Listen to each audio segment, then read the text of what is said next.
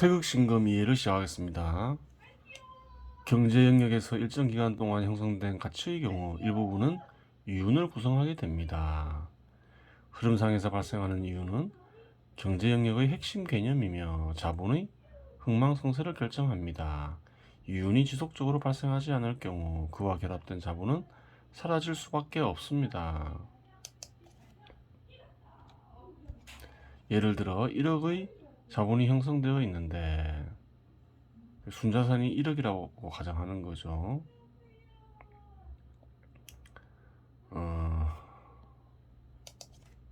여기서 순자산을 뜻하죠.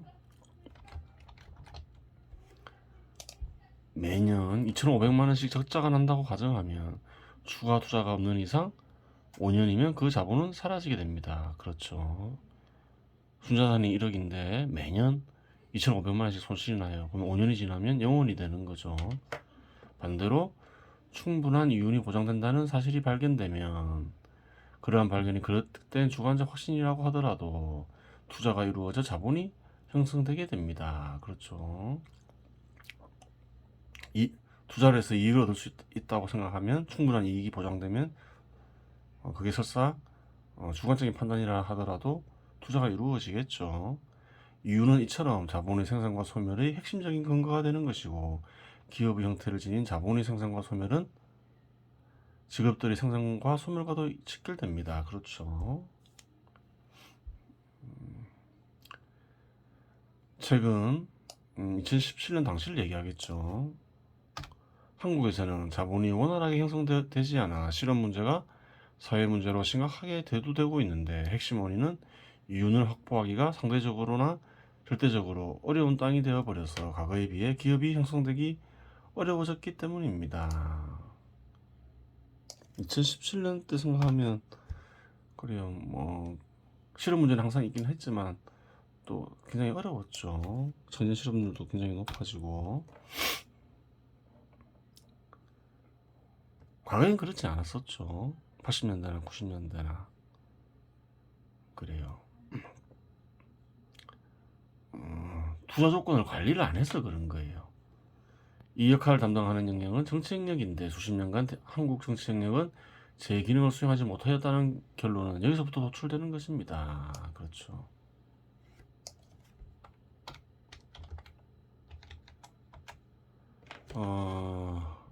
어느 순간부터 기업의 투자 여건을 관리하는 것을 경시했죠. 오히려 중시한 것은 어떤 정권이 들어서건 그래요. 주로 복지 정책을 신경을 많이 썼죠. 그래요. 투자 조건을 1순위로 두지 않았죠. 이유는 객관의 세상에 깃들어 있는 한 형식입니다. 이유는 사회라는 세상을 형성하는 수많은 형식들 중 하나이지만 현 시대에서는 핵심이 되는 형식이기도 합니다. 이 형식이 인간의 내면에 깃들게 되면 한 인간이 주관하는 이루는 하나의 질로 성립하는 것입니다. 현 시대에서 별종의 인간이 아니라면 다들 이익을 중시한다 이게 말이죠. 가난하게 살고 싶다라거나 절대적 빈곤이 좋은 것이야 라고 진심으로 말하지는 않을 것이니 대부분의 인간들의 주관 속에는 이 형식이 깃들어 있다고 보아야 합니다. 그래요. 덕담으로 한때 부자 되십시오 이렇게 얘기하지 그리고 가난하게 사십시오 청빈하게 사십시오 그렇게 얘기하지는 않죠. 현 시대에서는 소수의 사람들은 유인이라는 형식을 주관적으로 취한 뒤 이념으로 발전시켜 실천을 통해 현실화하려 하는데 신념이 맞겠죠. 신념으로 발전시켜 그 과정에서 주관적인 형식은 실천을 통해 객관화되는 것입니다. 이 과정을 성공한 인간은 부를 얻게 되어 크건 작건 사업체를 가지게 되는 것입니다. 그래요.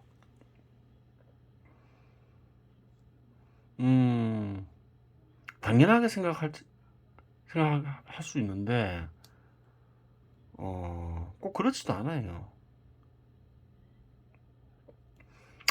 조선시대만 하더라도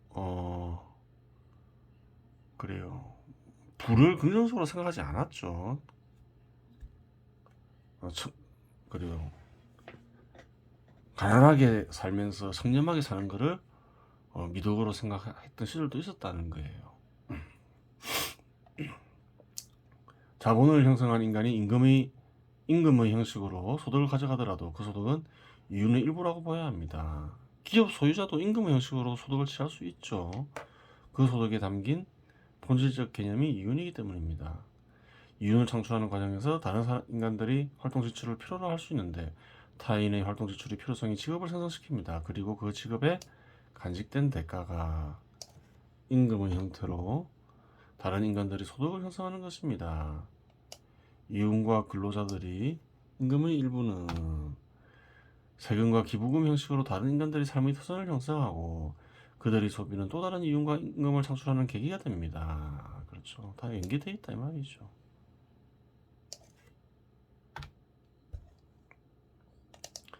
이윤이 창출되기 위해서는 자본이 존재해야 하는데 이윤과 자본 모두 화폐로 표시가 가능합니다. 그렇죠. 현 시대에서는 다 화폐로 표시가 가능하죠.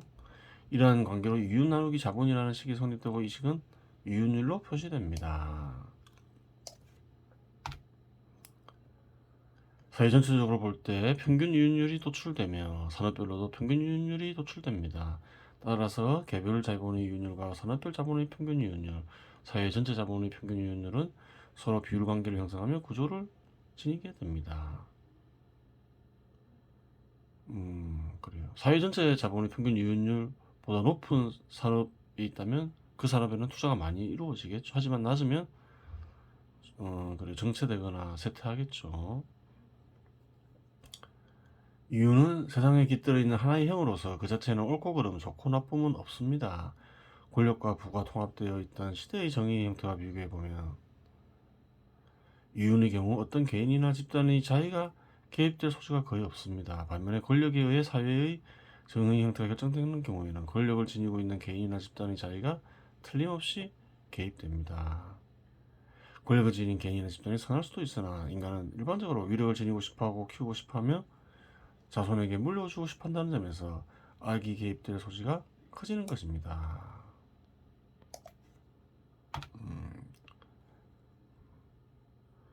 그래요. 현 시대를 욕하면서 고대를 그리워하는 이들도 있지만 고대 농경국가를 그렇지 않다는 거예요. 현 시대가 사람들이 보기에 미흡할지 모르지만 고대 농경국가 시대보다는 훨씬 정의가 잘 실현되고 있다는 말이지요. 현대 사회에서 특히 지도층 인사들은 이 이윤의 법칙을 반드시 알아야 합니다. 이윤의 법칙은 현 시대의 양적 성장과 직결되는 것이며 정의와 더불어 인류 역사를 움직이는 두 가지 핵심 개념이기 때문입니다. 이윤의 법칙이 중요하다 그렇게 얘기하죠. 이윤을 부정적으로 보고 이윤을 추구하는 기업을 부정적으로 보는 이들도 있지만 그렇지 않다. 이윤은 중요하고 잘 관리해야 된다. 왜 그렇게 얘기할 수 있나요? 기업 소유자건 근로자건 기업은 삶의 터전이기 때문에 그렇죠. 소득을 얻는 삶의 터전이기 때문에 중요한 거예요. 기업의 흥망성쇠는 이윤에 달려 있는 거죠. 중요하다는 거예요. 세금은 정치 영역의 물적 토대가 됩니다. 정치 영역의 기능을 수행하는 데 이용되는 세금은 정치 영역에 종사하는 인간들이 봉급과 정책 집행에 필요한 가치 근원이 되며 장기간 정치 영역의 재산을 형성하는 데 활용됩니다. 세금도 중요하다는 거예요. 그렇죠. 정책 영역에 종사하는 공직자의 소득은 임금의 성격과 유사한 측면이 있으나 공직자의 존재 목적이 근로자들과 직접적으로 구분되며 공직자의 소득 원천 역시 실적으로 구분되기 때문에 임금과 유사하지만 다른 것으로 보아야 합니다. 근로자는 이윤 창출에 참여함으로써 소득을 얻지만 공직자는 국민 전체를 상대로 정치 영역의 기능의 부분을 담당한다는 측면에서 기능 수행의 목적이 실적으로 명확히 구분됩니다. 근로자의 소득 원천은 초기 투입된 자본의 일부분이거나 상품 판매를 통해 획득된 자본화된 화폐량의 일부분이지만 공직자의 소득 원천은 세금으로 역시 실적으로 명확히 구분됩니다. 특히 한국에서 입법부의 국회의원들의 경우 자신들의 소득과 비용을 스스로 결정하는데 이는 분명히 임금의 개념에서 크게 벗어나는 것입니다.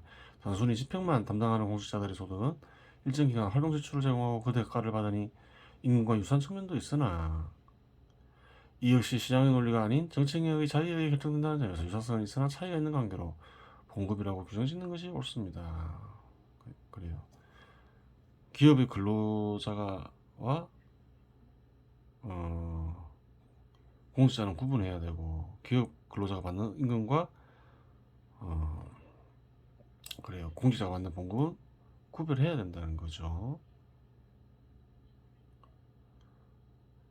그래요. 소득의 원천이 다르죠. 공직자는 세금이지만 기업 그래요. 근로자는 근로자의 임금의 원천이 세금은 아니잖아요. 정치 영역 역시 기능을 세분화하여 구조를 더욱 정밀하게 살펴볼 필요가 있으나 그것은 정치 철학의 영역이라 여기서는 더 세밀한 분석을 하지는 않습니다. 지금 여기서는 사회 전체 구조를 한번 보는 거죠. 구조에 영향을 미치는 것, 요인과 세금은 그렇죠. 사회 구조에 영향을 미치는 요인이 되죠. 중요한 요인이겠죠. 그래서 다루었겠죠. 그래요. 다음은 태울금화종지를 살펴보도록 하겠습니다. 초행차 결시 유중 사무. 처음 이 비결을 행할 때는 없는 것과 같은 가운데 있게 하라. 무슨 말일까? 많은 말이 생략되어 있죠. 무엇을 얻게 해야 될까? 또 무엇을 잊게 해야 될까? 이렇게 생각해 봐야 될 거 아니에요. 굳이 공성, 오래 하면 성과가 있다. 처음 이 비결을 행할 때는 그래요. 기본적으로 이 수행은 뭔가요? 어리작용을 키는 것이죠. 럭스 작용을 거치면서 럭스 작용이 없는 것처럼 해라. 그거겠죠. 그래요. 럭스 작용으로 인해서 나를 떠올리는 거죠. 럭스 작용을 없애서 거치면서 자기가 없는 것처럼 해라. 그 말이겠죠. 자신이 없는 것처럼 존재해야 한다. 있어야 한다. 그 말이죠. 그걸 오래 하면 성과가 있을 것이다. 신의 유신, 몸 밖에 몸이 생겨난다. 몸 밖에 몸이 있게 된다. 그래요. 새로운 몸을 얻는다 이 말이죠. 이런 신이 마음에 태어난다. 법으로 된 몸, 혹은 진리 몸이라고 얘기할 수도 있겠죠. 진리 몸을 얻게 된다. 내무 중 사유. 그리고 또 이내 있는 것과 같으면서 얻게 된다. 또 정반대는 말이죠. 없는 것과 같이 있게 되고, 근데 그렇게 하다 보면 있는 것과 같이 얻게 된다. 무엇이 있다, 많은 말이 생략되어 있죠. 무엇이 있게 된다는 건가요? 얼과늑시 때 쪽은 어떤 거는 신이 변해서 된 걸 했죠. 을을 강화하다 보면 어떻게 되나요? 어떤 거는 신이 나타나겠죠.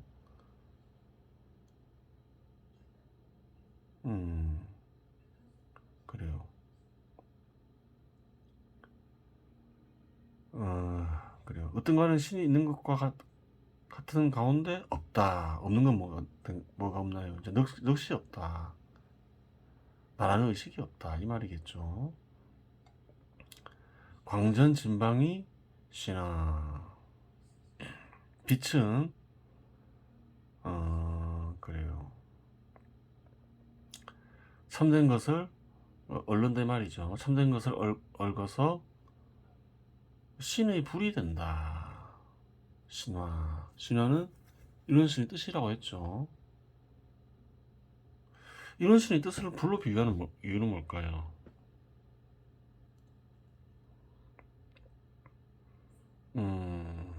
육체에서 비롯된 넉스의 육체에서 비롯된 욕망에 얼룩진 마음을 이런 신의 마음으로 바꾸는 거죠. 바뀌게 하는 거죠. 정화의 힘이 있는 거죠.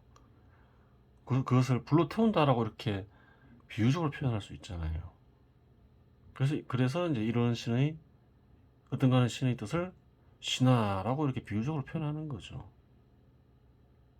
그래요.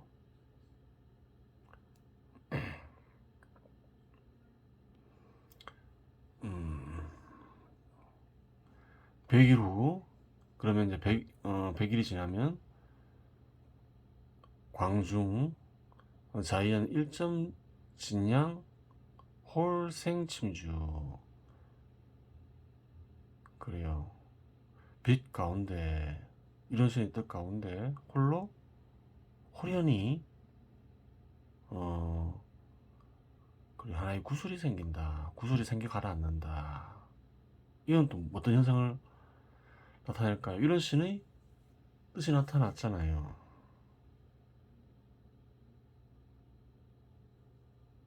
그러면 이런 신의 마음이나 이런 신이 나타나야 되겠죠. 이런 신의 마음을 뜻할까? 이런 신을 뜻할까? 뒤에 말을 보면 이런 신임을 알 수 있는 거죠. 그래요. 순서가 그렇게 되겠죠. 이런 신이 나타나고 또 이런 신의 마음이 나타나고, 처음에 이런 신의 뜻이 나타나고 이런 신의 뒤이어 이런 신이 나타나고, 그러면서 이런 신의 마음이 나타난다. 그렇게 볼 수도 있겠죠. 부부 교합 유태. 부부가 이제 교합은 이제 성적 결합을 하는 걸 얘기하는 거죠. 성적 결합을 하면서 태아가 생기는 것과 같다. 그래요. 이런 신이 마음이 드러나면서 의식이 이런 신과 같이 되는 걸 얘기하는 거죠. 이 태아와 같다. 이런 신의 자녀와 같다. 그렇게 쉽게 이해하면 무리가 없는 거죠. 깨달음을 얻는 이는 누군가요, 여기서? 육체인가요, 넋인가요, 어린가요, 어떤가의 신인가요? 의식인가요? 육체는 뭐 물체니까 뭐 생각할 수가 없는 거죠. 어떤 거는 신이 깨달음을 얻을 이유는 없잖아요. 얼은 신이 변해서 된 거니까 얼도 아닐 거 아니에요. 그럼 넉 아니면 의식일 거 아니에요.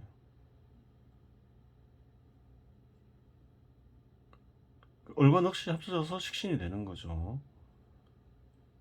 넋은 그냥 육체에서 비롯된 어떤 욕망의 작용이잖아요. 욕망의 작용이 깨달음을 얻는 것도 아니겠죠. 그러면 얼과 넋이 결합된 의식이 깨달음을 얻는 것이겠죠. 넋의 작용을 거치고 얼의 작용을 늘리면서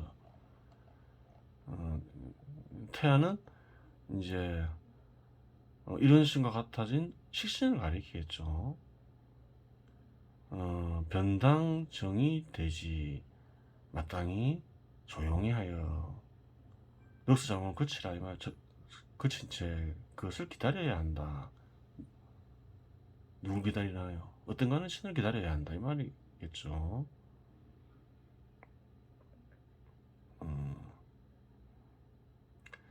광지회즉 화후야.